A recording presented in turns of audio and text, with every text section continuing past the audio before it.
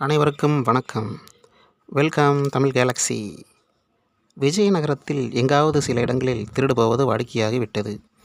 திருடர்களை பிடிக்க வீரர்கள் எப்படி முயன்றும் முடியவில்லை.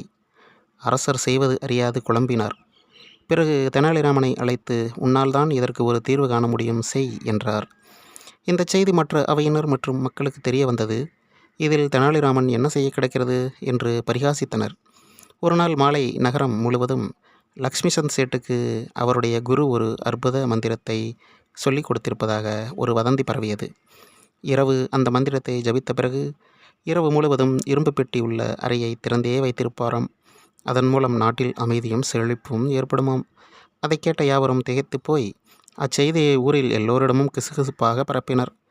அன்றைய தினம் இரவு லக்ஷ்மிசந்த் சேட்டு வீட்டில் தூங்கிக் கொண்டிருந்தார். அப்போது அவருடைய பணப்பெட்டி அறையில் ஏதோ சத்தம் கேட்டது. வேலையாட்களும் சேட்டும் விழித்து கொள்வதற்குள் திருடர்கள் பணப்பெட்டியை உடைத்து எல்லாவற்றையும் அள்ளி கொண்டு ஓடிவிட்டனர். ஆனால் சற்று நேரத்தில் திருடர்கள் பிடிபட்டு விட்டனர். அவர்களுடைய கை, கால் மற்றும் உடை முழுவதும் கெட்டியான வண்ணச்சாயம் ஒட்டி கொண்டிருந்தது. மறுநாள் திருடர்கள் அரசர் முன் ஆஜர்படுத்தப்பட்டனர். மணிலால் என்பவர் வீட்டில் அவர்கள் ஒளிந்திருந்தது தெரிய வந்தது. எனவே மணிலாலும் கைது செய்யப்பட்டார்.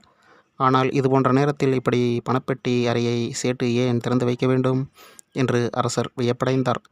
அப்போது தெனாலிராமன் சிரித்தவாறு, நான் சொல்லித்தான் சேட்டு அப்படி திறந்து வைத்தார். மேலும் தரை மற்றும் சுவர்களிலும் நான் சொல்லித்தான் கெட்டியான ஈர வண்ணச்சாயத்தை சதும்ப ஊற்றி வைத்திருந்தார். மறைந்து கொள்வதற்காக திருடர்கள் மணிலால் வீட்டிற்குள் நுழைவார் என்பதை எதிர்பார்த்து நம் வீரர்கள் அங்கு ஒளிந்திருந்து அவர்களை பிடித்து விட்டார்கள். நடந்ததை அறிந்த அரசர் தெனாலிராமனை புகழ்ந்ததோடு தனது வைர மோதிரத்தை கழற்றி அவருக்கு அணிவித்து அன்புடன் வாரி அணைத்து கொண்டார். என்ன ஃப்ரெண்ட்ஸ், கதை நல்லா இருந்துச்சா? லைக் பண்ணுங்கள், ஷேர் பண்ணுங்கள், சப்ஸ்கிரைப் பண்ணுங்கள்.